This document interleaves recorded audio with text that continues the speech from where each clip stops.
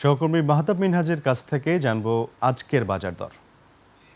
দিনের মতো বাজার দরের খবর জানাতে আজ আমরা এসেছি রাজধানীর সবচেয়ে বড় কাঁচা বাজার কারণ বাজারে। আমরা শুরুতে আজ জানিয়ে দিতে চাই মুরগির বাজার দরের খবর। এখানে আমরা দোকানীদের সঙ্গে কথা বলে যতটুকু জানতে পেরেছি মুরগির বাজার দর বেশ চড়া। চলুন দেখি ব্যবসায়ীরা কি বলছেন। ছোটোখাটো যে খামারগুলো, এই খামারগুলো সবটাই বন্ধ হয়ে গেছে।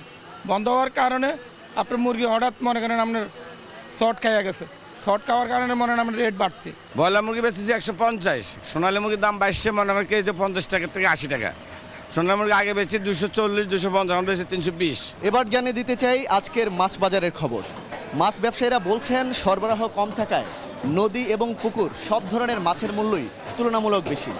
চলুন জেনে আসা যাক আজকের মাছের বাজার দর। ইলিশ মাছের আমদানি খুবই কম, চাঁদপুরে মাছ ধরাই পড়তেছে না, মাছের দাম অনেক বেশি।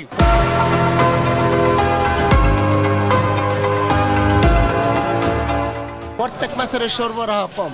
যেমন মনে করেন নলা মাছ কেজি 340 টাকা, যেমন এই যে নদীর বেলে মাছ 1100 টাকা কেজি, তারপরে নদীর পুঁটি মাছ 1000 টাকা কেজি, যেমন এই যে মলা মাছ কেজি 700 টাকা, তেলাপিয়া মাছ 260 টাকা, ট্যাংরা মাছ কেজি 800 টাকা। এবার জানিয়ে দিচ্ছি সবজির বাজারের খবর। বিক্রেতারা বলছেন ক্রেতার সংখ্যা বৃদ্ধি পাওয়ায় সব রকমের সবজিতে কেজি প্রতি 5 থেকে 10 টাকা করে বেড়েছে।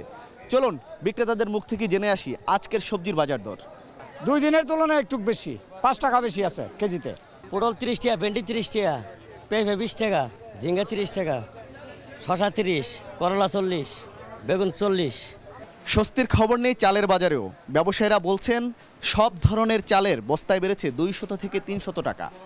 যদিও এই দাম বাড়ার পেছনে কোনো যৌক্তিক কারণ দেখছেন না তারা বলছেন গত 2 মাস আগেই বোরো ধানের মৌসুম শেষ হয়, এখন চালের দাম বাড়ার কোনো কারণ নেই। সব মিলে এই ছিল আমার কাছে আজকের বাজার দর।